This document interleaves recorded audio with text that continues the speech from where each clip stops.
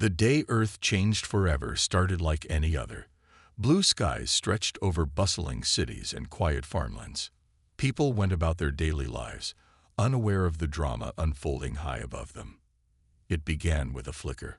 Sharp-eyed stargazers noticed it first, a new light in the daytime sky, growing brighter by the minute.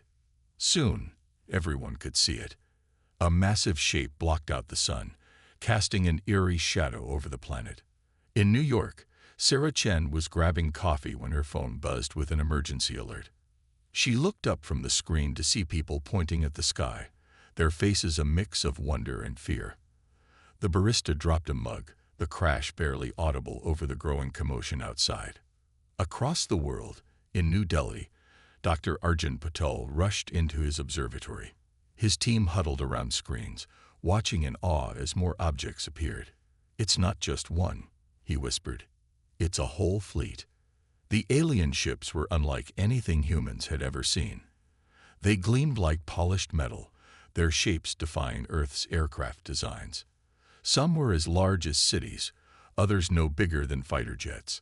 They moved with impossible grace, arranging themselves in a pattern that covered every major population center on the planet. World leaders scrambled to respond.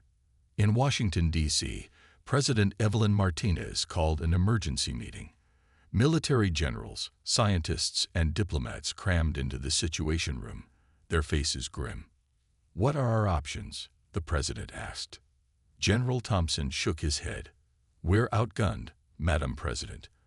Our missiles can't even reach their altitude." Dr. Lai, the lead scientist, spoke up. "We need to attempt communication. Hostile action could be disastrous." As they debated, TV stations worldwide interrupted their programs. Screens flickered, then showed a figure that made everyone gasp. It was clearly alien, tall, with iridescent skin and eyes that seemed to glow from within. When it spoke, its words were somehow understandable in every language. "People of Earth," the alien said, its voice oddly melodious, "we are the Galactic Empire, and we have come to welcome you into our dominion. Resist, and you will be crushed. Comply, and you will know wonders beyond your imagination." The message repeated, leaving Earth in stunned silence. In a small town in Kenya, Jabari Okello watched the broadcast on a battered TV in his family's shop. His little sister clung to his leg, eyes wide. "Are we going to be okay?" she asked. Jabari put on a brave smile. "Of course we are. Humans are tough, remember." But inside, he felt a chill.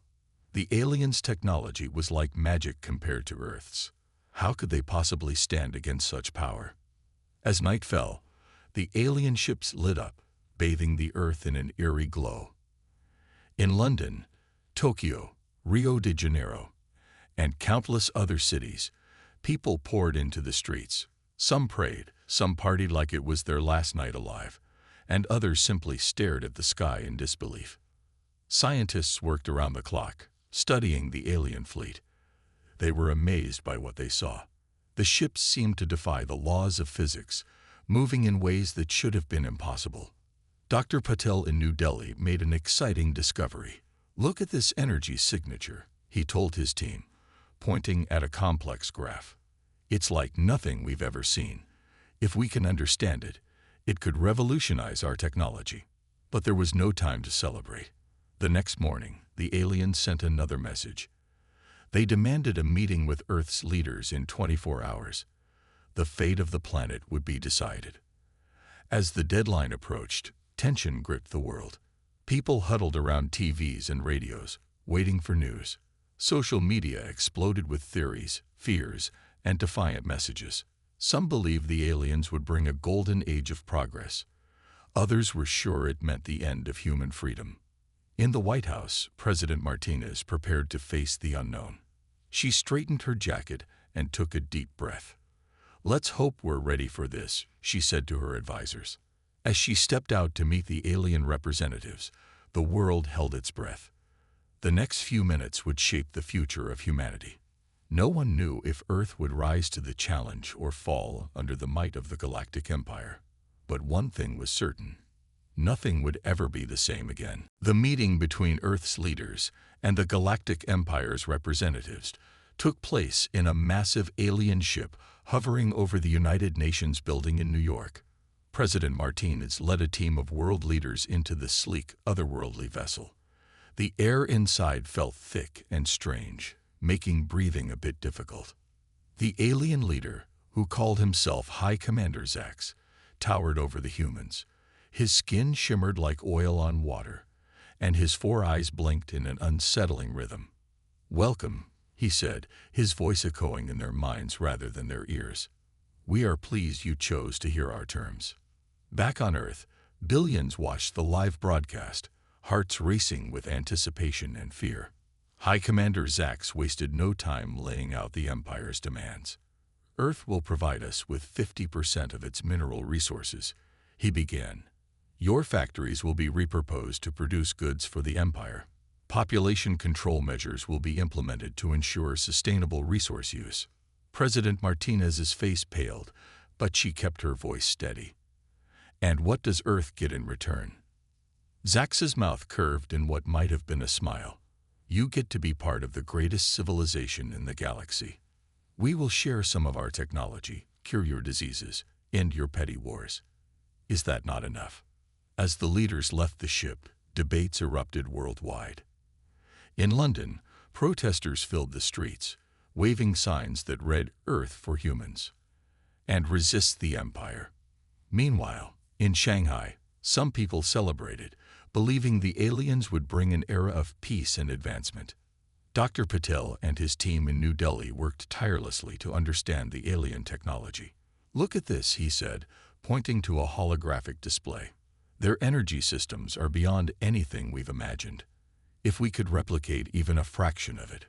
His colleague, Dr. Yuki Tanaka, frowned. "But at what cost? They're asking us to give up our freedom, our very way of life." In a small village in Brazil, Maria Santos listened to the news on an old radio.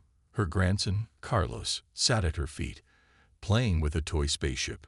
"Grandma," he asked, "will the aliens take us away?" Maria hugged him close. "No, new amor. We are strong. We will find a way." As days passed, tension grew. Some countries seemed ready to submit to the Empire's demands, while others called for resistance.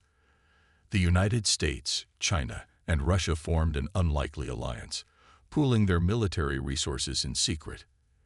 In Africa, a different kind of resistance was brewing.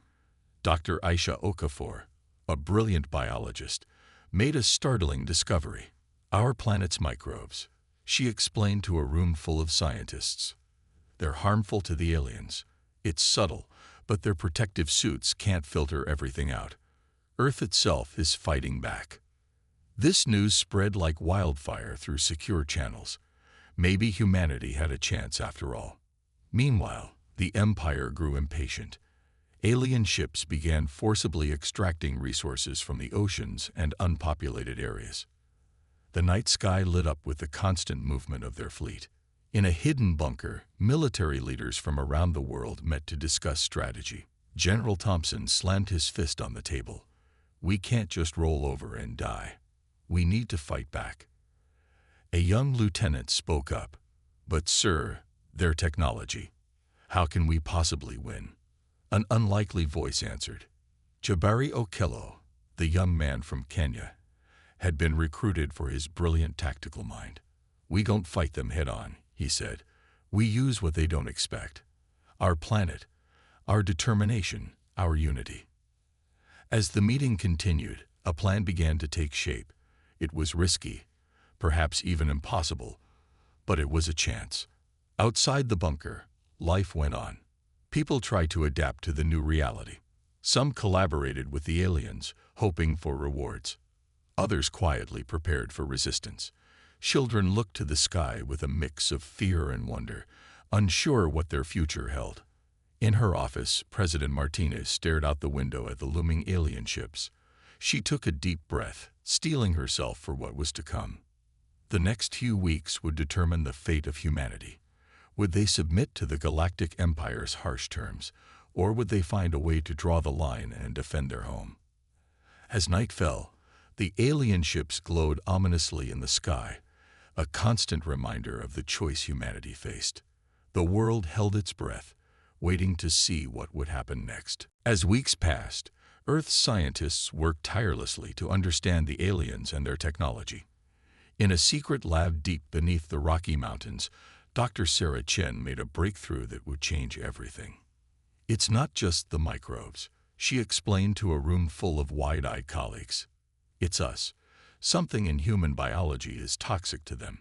Dr. Pottle leaned forward, his eyes bright with excitement. What exactly did you find, Sarah? She pulled up a holographic display showing complex molecules. It's an enzyme in our sweat. When it comes into contact with their skin, it causes a severe allergic reaction. That's why they always wear those protective suits. The news spread quickly through secure channels. In Washington, D.C., President Martinez met with her top advisors. This could be the advantage we need, she said, her voice filled with cautious hope. General Thompson nodded. If we can weaponize this, we might have a chance. But it wasn't just the military getting ready. All around the world, people found ways to resist. In Paris, bakers laced their bread with a harmless chemical that interfered with alien sensors. In Tokyo, hackers worked day and night to crack alien communication codes. Meanwhile, the Galactic Empire grew more demanding. High Commander Zax called for another meeting with Earth's leaders. This time, his tone was harsher. Your planet's production quotas are not being met, he growled. Improve, or we will take direct control. As he spoke, more alien ships descended from the sky. They hovered over major cities, their weapons clearly visible. The message was clear: cooperate, or else. In response, humanity's secret resistance kicked into high gear. Dr. Okafor in Nigeria developed a spray that could temporarily disable alien tech. In Australia, engineers built hidden EMP devices that could take out small alien ships. But the real game-changer came from an unexpected place. In his small Kenyan town, Jabari Okello had an idea. He reached out to Dr. Chen through encrypted channels. What if, he proposed, we turn the whole planet into a weapon? The plan was daring, perhaps even crazy. But as word spread, people around the world began to see its potential. In every country, in every city and village, humans started preparing. High above Earth, in their massive mothership, the aliens remained unaware of the brewing resistance. High Commander Zax looked down at the blue planet with a mixture of greed and disdain. Soon, he thought, this world will be just another cog in our great empire. How wrong he was. On a sunny Tuesday morning, the plan went into action. It started small. A malfunctioning alien sensor here, a crashed small ship there. The Empire's leaders dismissed these as minor issues. But then things escalated quickly. In New York, alien troops fell ill after a street vendor offered them traditional Earth food. In Moscow, their communications went haywire near a supposedly harmless radio tower. And in Rio de Janeiro, an entire alien battalion retreated in panic when exposed to a new cleaning spray used in the streets. High Commander Zax was furious. What is happening? He roared at his subordinates. How can these primitives be causing so much trouble? The answer came sooner than he expected. All around the world, at exactly the same moment, humans released a specially engineered pollen into the air. It was harmless to Earth life, but devastating to alien biology. Alien ships began falling from the sky. Those that remained operational quickly retreated to higher altitudes. On the ground, Empire forces found their protective suits failing, exposed to the toxic, to them, human environment. In the White House Situation Room, President Martinez watched the events unfold with a mixture of hope and anxiety. It's working, she breathed. We might actually have a chance. But the fight was far from over. The Galactic Empire still had vast resources and firepower at its disposal. As night fell, the remaining ships regrouped, preparing for a massive counterattack. On the ground, Humans celebrated their first victory while bracing for what was to come. In homes, bunkers, and hidden bases, people hugged their loved ones and prepared for the next phase of the battle. The war for Earth had truly begun, and for the first time since the aliens arrived, humanity dared to believe they might win. The aliens' counterattack came swiftly and brutally. Massive energy beams rained down from their ships, targeting major cities and military bases. The night sky lit up with explosions and the screams of panicked people. In London, Big Ben crumbled under the alien assault. Tokyo's skyscrapers melted like candles. Even the pyramids of Giza weren't spared, their ancient stones turning to dust. But humanity wasn't caught off guard. As soon as the attack began, a carefully planned global defense sprang into action. In secret bunkers around the world, teams of scientists and soldiers worked together. Dr. Chen and her colleagues had developed a special shield using reversed alien technology. It couldn't stop the energy beams completely, but it weakened them enough to save millions of lives. Jabari Okello, now a key strategist in Kenya's defense force, coordinated African nations' response. They used guerrilla tactics, striking alien ground forces, then melting away into the vast savannas and jungles. In the oceans, specially modified submarines launched attacks on the aliens' underwater resource extraction sites. Captain Maria Ruiz of the Brazilian Navy led a daring raid that destroyed a major alien facility in the Atlantic. But the aliens weren't giving up easily. High Commander Zax, furious at the unexpected resistance, decided to use their most powerful weapon. A massive ship, bigger than any seen before, moved into position above the Earth. Humans, Zax's voice boomed across every communication channel. Surrender now, or we will crack your planet in two. For a moment, the world held its breath. Then, from a hidden base in the Himalayas, came humanity's response. Dr. Patel and his team had been working on a secret project. They had managed to hack into the alien communication network. Now, they used it to broadcast a message to every alien ship and base. Attention, soldiers of the Galactic Empire. The message began. You've been lied to. Earth isn't a primitive planet ripe for conquest. It's a death trap for your kind. The message went on to explain how Earth's environment was toxic to the aliens, how every moment they spent here was slowly killing them. It showed proof of the rising sickness among alien troops, the failures of their protective gear. Confusion spread through the alien ranks. Some ships began to retreat. Others turned on each other, unsure who to trust. High Commander Zax tried to regain control. Ignore this propaganda, he ordered, but doubt had already taken root. Seeing their chance, Earth's forces launched a coordinated attack. Fighter jets, hidden until now, rose to engage the disorganized alien fleet.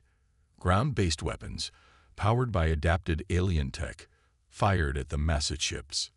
In orbit, a team of astronauts led by Colonel Yuki Tanaka carried out the most daring mission of all. They boarded the aliens' command ship, fighting their way to its core. Back on Earth, people watched and waited. In New York's Central Park, Sarah Chen joined a crowd gathered around a giant screen. They cheered each alien ship that fell, each victory reported. But the fate of the world still hung in the balance. The alien superweapon was still operational, still a threat to the entire planet. In the White House Situation Room, President Martinez paced nervously. Any word from Colonel Tanaka's team? She asked for the 100th time. Just then, the screen lit up with a transmission from space. Colonel Tanaka's face appeared, bruised but smiling. "Madam President," she said, "the command ship is ours.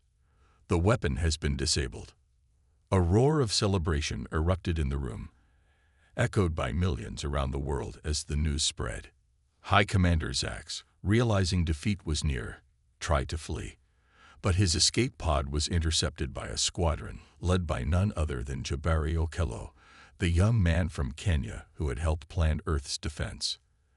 As the last alien ships retreated or surrendered, dawn broke over a battered but unbeaten Earth.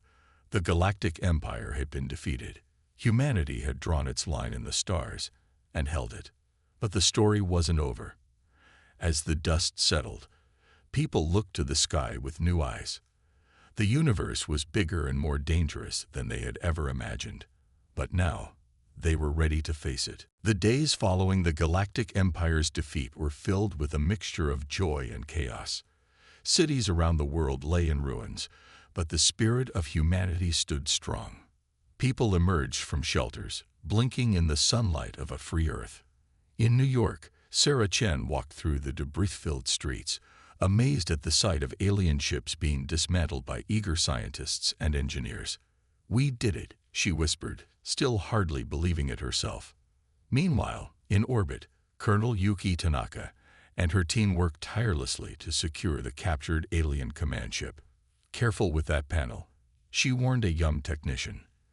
"We don't want to accidentally activate any hidden weapons."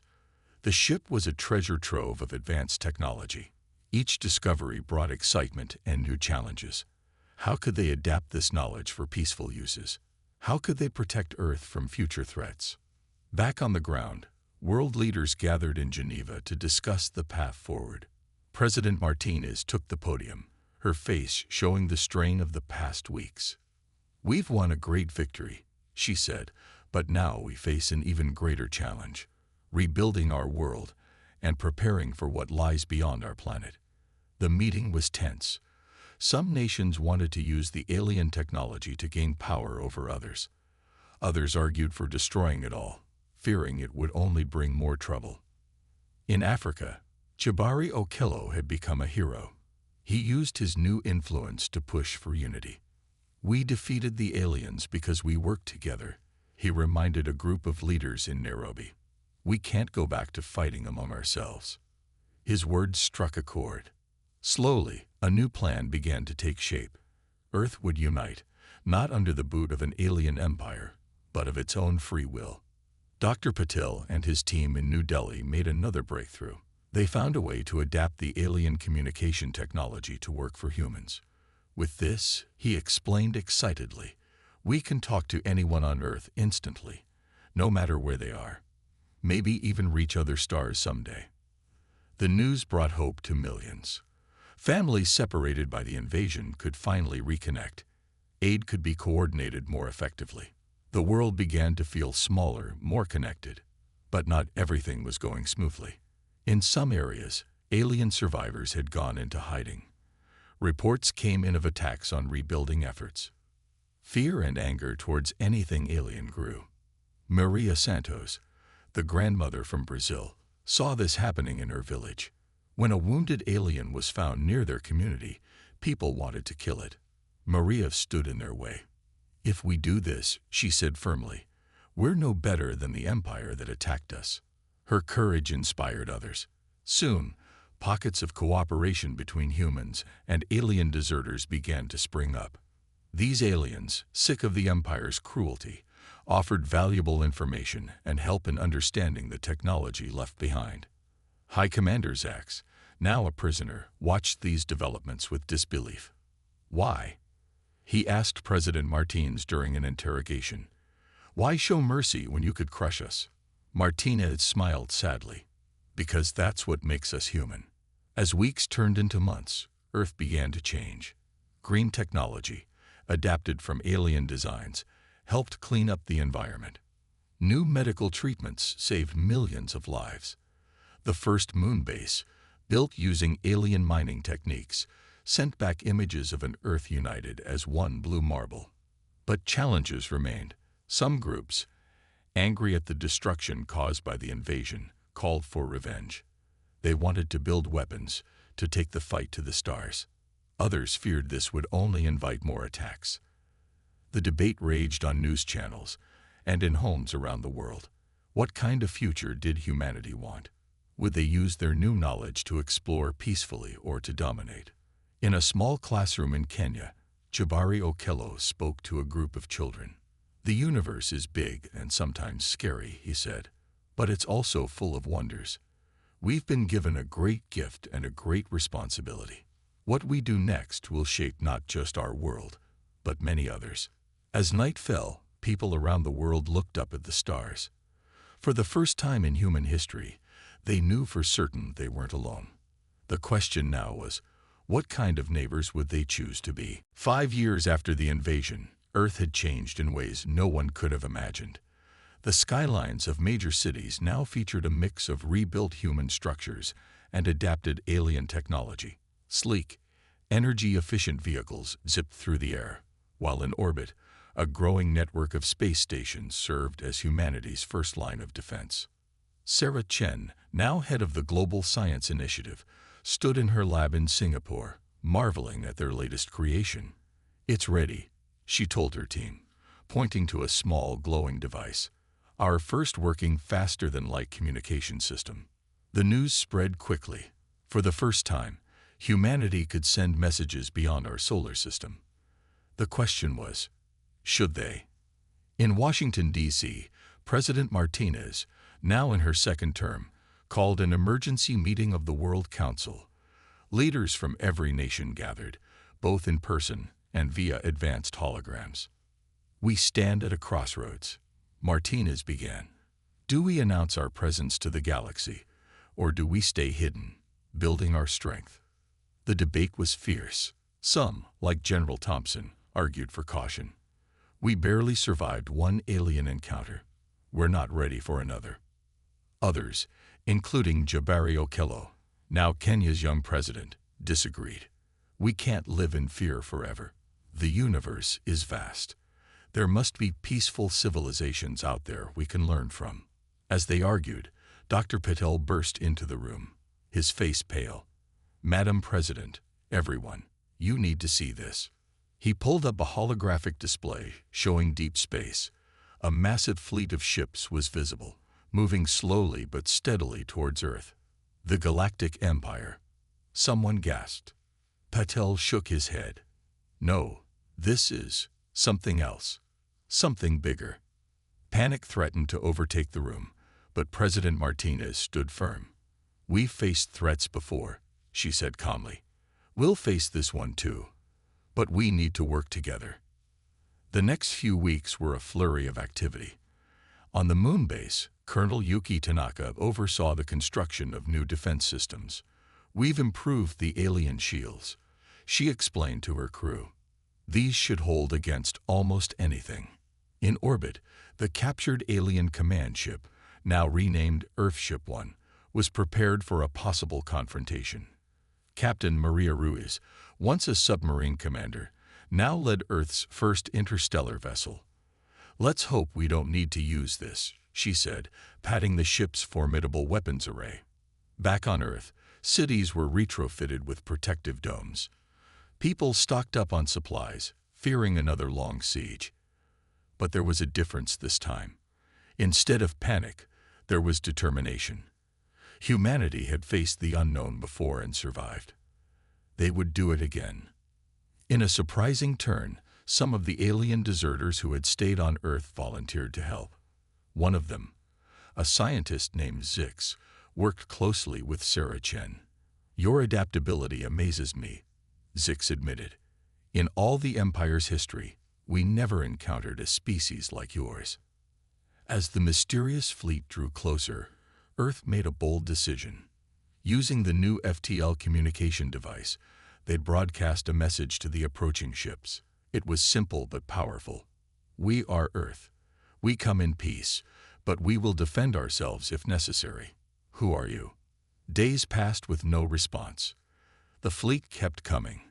Earth's defenses stood ready, weapons primed.